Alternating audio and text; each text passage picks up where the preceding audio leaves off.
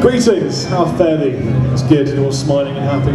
I think the first thing is that this talk is about guitar entrepreneurship, and that really means making money with your guitar, doesn't it? I started playing guitar when I was 16, so I was very unlucky. I started very late. Both my parents were musicians. My father was a classical guitar teacher, so it's the last thing I wanted to do. It was very uncool, you know. My mum was a pianist. I wanted nothing to do with music, but thankfully my uncle was a dirty rock Pantera type dude, and he thrust this stick in my hand, and I just all of a sudden knew that was what I was going to do for a living.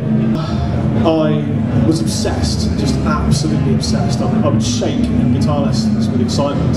I went to the ICMP and sort of vaguely paid attention when I met my wife halfway through the course. Took all the notes home, and I eventually realised I had to get a job. And it was when I had to get a real job that I kind of realised I didn't want to wear a corporate noose and market frozen food and carve cemetery headstones and sell yogurts and the other 23 things that I had to do to make a living. And it was really through necessity. I just could not work for someone else. I had to work for myself. I was a creative person. I knew I could play okay. I wasn't great, but I was okay. When I started teaching, like everyone does, I suppose most of us here, kind of cut their teeth being a guitar teacher, which I think is the initial step to Guitar-mageddon, or whatever you want to put it. And you like Guitar-mageddon? It's good, isn't it? I'm going to use that again. So I started teaching guitar, got in a band, I started writing, did quite well. I got a manager who pushed me really hard, introduced me to all this Americana stuff I'd never heard of before. Long story short, we ended up in Abbey Road.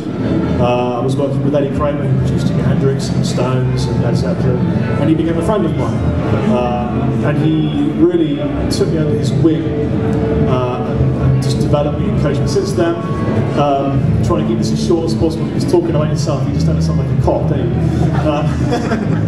I ended up essentially being given a guitar company. A big distributor called Barnes & Mullins, God bless Barnes & Mullins, wanted to give me a signature guitar to their own brand, Gold. And I thought, this is pretty amazing. Who gets a signature guitar? And I had a few thousand subscribers on YouTube, and people were recognising me in clinics and demonstrations, and I was doing session work and playing gigs. And so I got the signature guitar.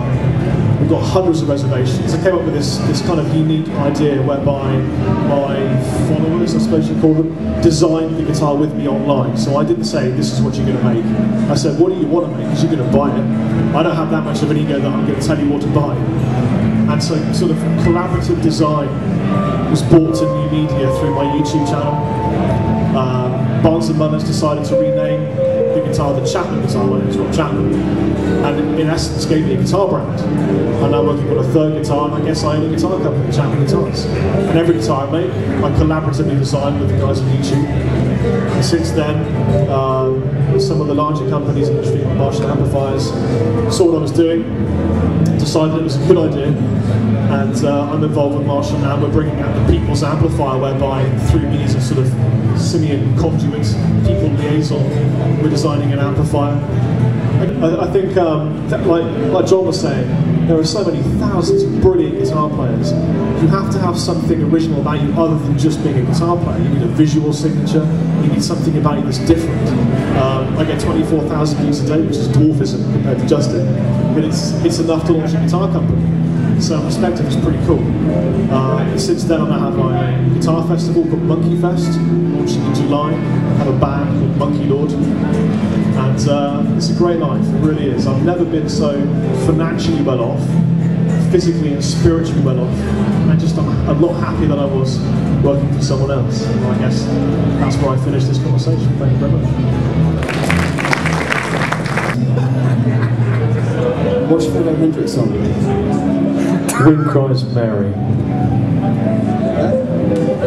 Cheers, man. That was it. The Wind Cries Mary. What's the answer? So that's an in-joke. The guys and I had a joke. We were trying to get as many Jimi Hendrix titles in this talk because we thought we'd have 5 people. So I got this guy to ask me what my favourite Jimi song is. It's Wind Cries Mary. I win. So the game's done. Okay, guys. It changes to Pantera. How important is your level of skill, your playing ability? How important is a level of skill? Who wants to take this? Justin, I think, has got in first here. The reason I wanted to take this one was I had this conversation with Pete over at beer the other day about I've been doing quite a few sessions lately, and what I'm finding really funny is that they're all wanting really simple stuff. Right?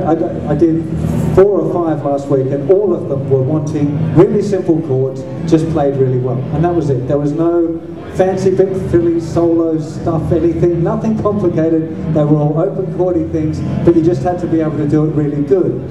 And that's probably the one thing that I see a lot in guitar players, is that they don't learn to do simple things really well. You know, that kind of thing. Okay, I think Rob's going to start with this one, and we can hand it around to the guys. Yeah, that's a very good question. I always used to think of myself as a marketeer first, and then a musician, and it seemed to work out. So I would YouTube, Facebook, Twitter, get content, get music, blog, talk to people, and also, if you're inviting and involving of people, they'll talk to you, and if you talk back to them, you can form a relationship with them. And some of the guys sat around here are sat here because I spoke to them on YouTube, and now they're here. So that's my answer for you. You said you've done your own album, you've done your own recording. Now I've got Cubase 5. Is that professional enough to do my own recording? Is Cubase 5 Yes. professional enough to do your own recording? I used GarageBand to make my first album. Well, I used Blue Tack, and I Blue Tacked a £12 microphone to a 1x12 cab. I mean, great stuff is great, but if you just use the thing is, do what you can do. If you have it, use it. It's great. Please give your welcome and thanks to these guys for their very interesting talk.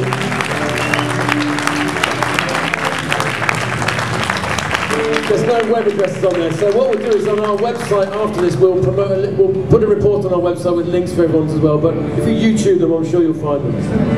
And they're still here to talk to you as well after this. Thanks so much.